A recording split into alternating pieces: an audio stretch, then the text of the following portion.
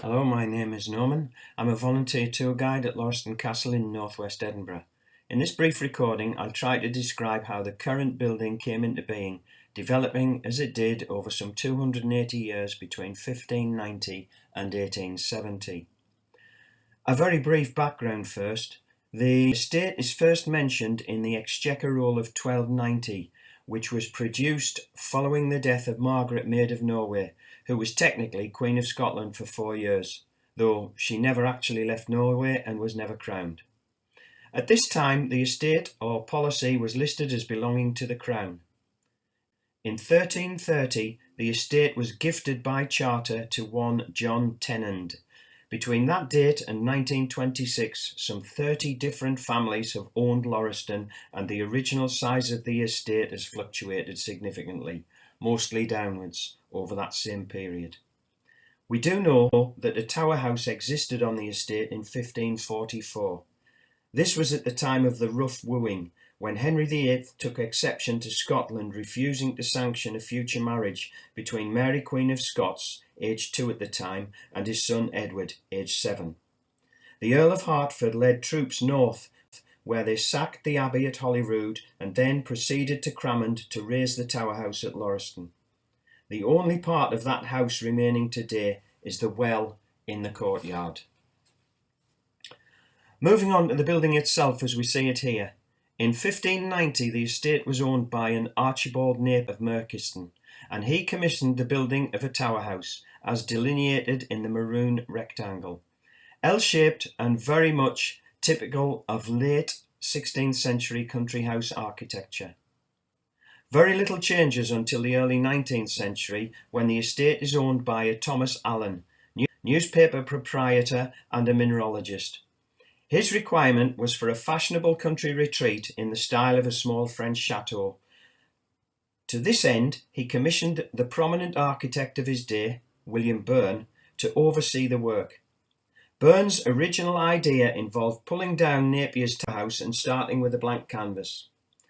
Fortunately, one of his good friends was able to convince him that this would be a tragedy.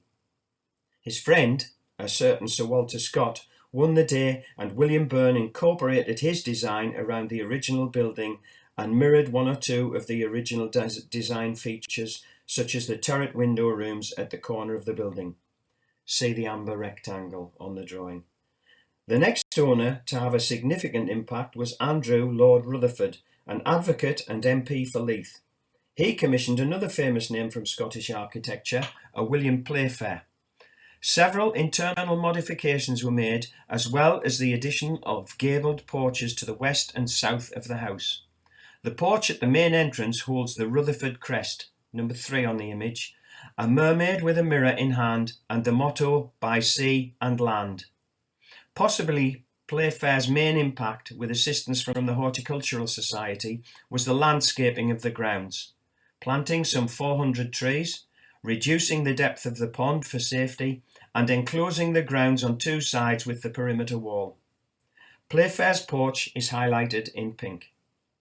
The final addition to the rear of the house, marked in green, made by Thomas McKnight Crawford, who bought the estate in 1871.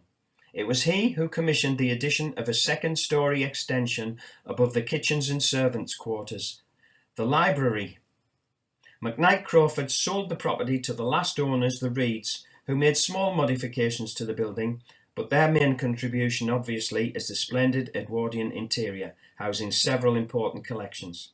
However, of note are the 2 items highlighted, thought to have been relocated during the Reeds' ownership. Number 1 is the so-called Celestial Stone, a gift from John Napier to his brother Alexander, and it represents the celestial bodies as they appeared in the sky at the time of his birth. At 2, the Anagram Stone, created for Robert Dalgleish and his wife Jean Douglas of Pumpherston.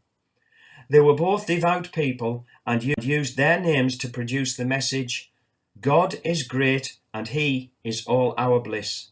Unfortunately, 1 S short of a full spelling of bliss.